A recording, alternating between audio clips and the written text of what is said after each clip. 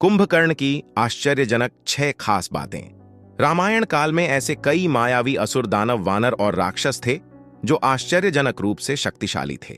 जैसे वानर गरुड़, रीछ माल्यवान, सुमाली माली, रावण कालनेमी सुबाहु, मारीच कुंभकर्ण, कबंध विराध, अहिरावण खर और दूषण मेघनाद मैदानव बाली आदि। तो दोस्तों आओ जानते हैं कुंभकर्ण की 6 खास बातें। एक, कुंभकर्ण का परिवार। कुंभकर्ण के दादा पुलस्त्य और दादी का नाम हव्यरभुआ था। उसके पिता का नाम विश्वश्रवा था।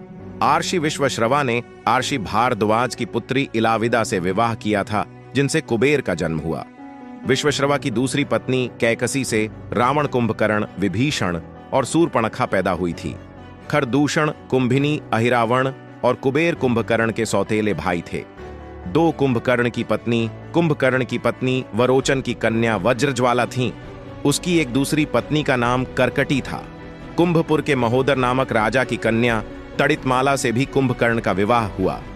कुंभकर्ण के एक पुत्र का नाम मूलकासुर था, जिसका वध माता सीता ने किया था। दूसरे का नाम भीम था। कहते हैं कि इस भीम के कारण ही भीमाशंकर नामक ज्योतिर्लिंग की स्थापना हुई थी।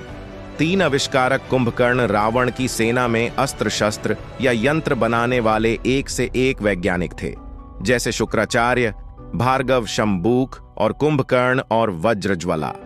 कुंभकर्ण अपनी पत्नी वज्रज्वाला के साथ अपनी प्रयोगशाला में तरह तरह के अस्त्र शस्त्र और यंत्र बनाने में ही लगे रहते थे, जिसके चलते उनको खाने पीने की सुध ही नहीं रहती थी। कुंभकर्ण की यंत्र मानव कला को ग्रेट इंडियन पुस्तक में विजार्ड आर्ट का दर्जा दिया गया है। इस कला में रावण की पत्नी धान्यमालिनी भी पारंगत थी। वरदान के पहले और एक दिन जागने के दौरान कुंभकर्ण यह कार्य करता था। 4 एक दिन छोड़कर वर्ष भर सोना रावण का भाई कुंभकर्ण 6 महीने बाद एक दिन जागता और भोजन करके फिर सो जाता, क्योंकि इसने ब्रह्मा जी से इंद्रासन की जगह निद्रासन का वरदान मांग लिया था। इसका शरीर विशालकाय था। 5 खूब खाता था। कुंभकर्ण कहते हैं कि कुंभकर्ण जन्म लेते ही कई लोगों को खा गया था, जिससे घबराकर सारी प्रजा इंद्र से मदद मांगने लगी। उसके बाद इंद्र और कुंभकर्ण के बीच युद्ध हुआ, लेकिन कुंभकर्ण ने इंद्र को हरा दिया था। 6 कुंभकर्ण की मृत्यु युद्ध के दौरान किसी तरह कुंभकर्ण को जगाया गया।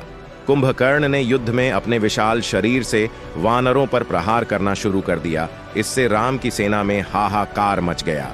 सेना का मनोबल बढ़ाने के लिए राम ने कुंभकर्ण को युद्ध के लिए ललकारा और भगवान राम के हाथों कुंभकर्ण वीर गति को प्राप्त हुआ। उसके शव के गिरने से लंका का बाहरी फाटक और परकोटा गिर गया।